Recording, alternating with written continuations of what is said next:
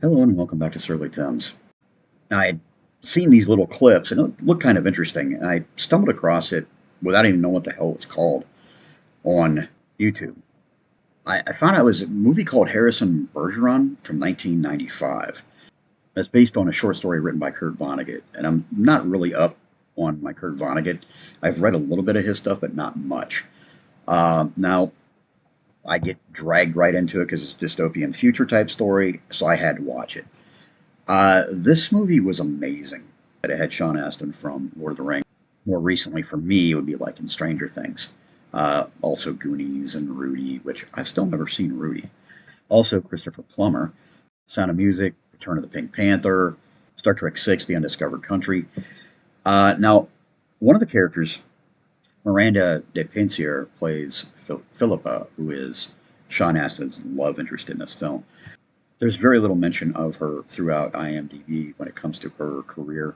It was This movie was not mentioned in it. I don't know if that was a preference of hers or what, but this movie it blew me away.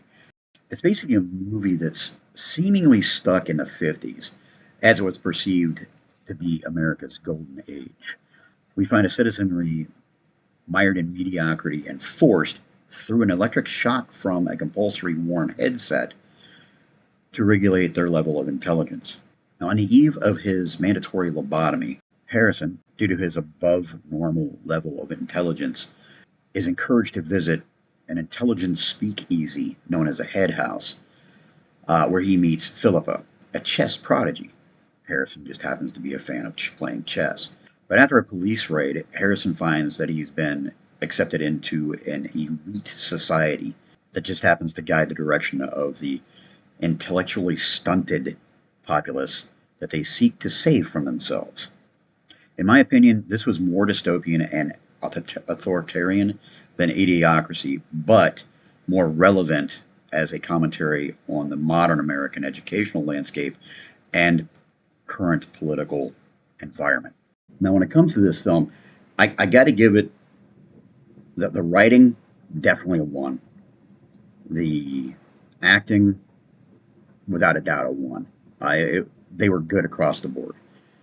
Um, the the directing, obviously very well handled. The production, perfect. It's hard to find a video copy of it unless you go on secondhand markets. Even going on Amazon, all you'll find is the movie poster. When you go on sites like eBay and stuff like that, or other video sellers, you'll find them there. But they're relatively expensive too for an older movie. But I don't foresee this thing having any kind of release anytime soon. I don't think anybody. I've never even heard of this damn thing before. But yeah, I mean, and then of course you had my opinion on the thing. Definitely a one. This is one that I want to procure for my collection. This one, especially with me and my interest being where it is, and movies that I love, this movie was damn good.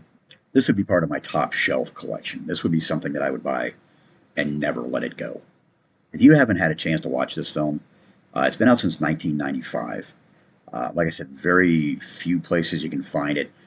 I did find it on YouTube, which kind of astounded me. It just, like I said, it just showed up across my search one night, and I was like, "The hell, I'm going to watch it," and I love it. I gotta buy a copy of this. If you get a chance, seriously, hit YouTube. It takes about an hour and a half, and it's well worth the hour and a half. So, well, thanks again for watching, and I'll talk to you later. Goodbye.